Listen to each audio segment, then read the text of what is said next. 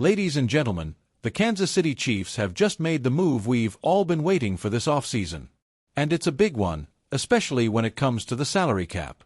In this video, I'll break down my thoughts and reactions, explain how this move positions the Chiefs for more free agent signings, and how it impacts their upcoming draft strategy.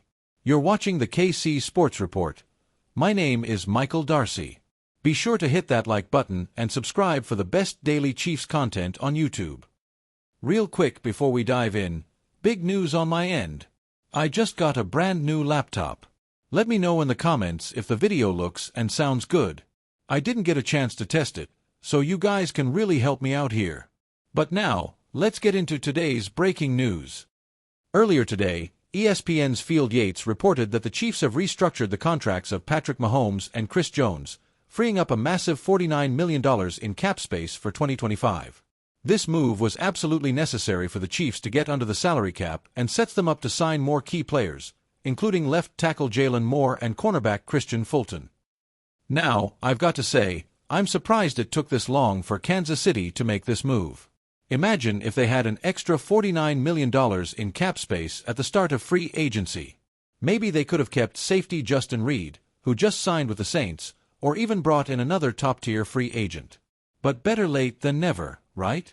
This move is what separates the Chiefs from other teams. This is why they are a dynasty. Every off-season, they find ways to stay competitive by restructuring contracts, keeping their core players, and making smart signings. A lot of people thought the Chiefs were going to be quiet this off-season. That couldn't be further from the truth. They've signed left tackle Jalen Moore, added cornerback Christian Fulton, picked up running back Elijah Mitchell, and re-signed key players like Nick Bolton and Hollywood Brown. The Chiefs are making moves, and now they can go into the draft with flexibility and confidence. Coming into the offseason, the Chiefs had some major needs on the offensive line. But now, they've got their left tackle, Jalen Moore. They've secured right guard Trey Smith under the franchise tag and are working on a long-term deal. Yes, they traded Joe Thuney, but with these smart cap moves, they can still strengthen the line further if needed. This team is in a much better position than most people expected. People were expecting the Chiefs to take a step back, just like the 49ers after their Super Bowl run. But that hasn't happened. Instead, the Chiefs have made smart, calculated moves that will keep them in Super Bowl contention. That's the difference between Kansas City and other teams. They know how to build a roster for sustained success. Now, let's talk about a few other moves. According to Chiefs reporters, the team has tendered linebacker Jack Cochran and cornerback Nazeeh Johnson. This means they're signed to one-year deals but are still restricted free agents. If another team wants them, the Chiefs could get draft compensation in return. But honestly, I don't see many teams making a move for them, so they'll likely be back next season.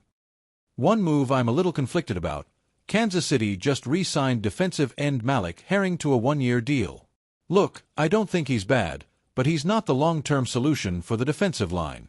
If the Chiefs had re-signed Charles Omenihu, I'd feel a lot better. Right now, the edge rush depth is concerning. They've got George Karlaftis, Mike Dana, and now Herring, but they need more. With Turk Wharton signing with the Panthers, the Chiefs have a clear need at this position, and they must address it in the draft. Host: So, where do the Chiefs go from here? They entered free agency with almost no cap space, and now they've freed up $49 million by restructuring Mahomes and Jones. That means they're in a great position to sign one more key free agent or go into the draft without financial restrictions. They can now use a high draft pick on a premium position and feel comfortable knowing they have the cap space to sign them. There were a lot of people wondering how the Chiefs would get under the cap. Well, this was always the plan. And now, with these smart moves, the Chiefs are once again proving why they are one of the best-run organizations in the NFL. So, Chiefs Kingdom, I want to hear from you. What do you think about the Chiefs restructuring Mahomes and Jones to free up cap space? Do you like the signings they've made so far? And what do you think they should do next? Another free agent signing or focus on the draft? Let me know in the comments. That's all for today's video. Be sure to hit that like button, subscribe for more daily Chiefs updates, and stay tuned for more breaking news. Thanks for watching, and as always, go Chiefs!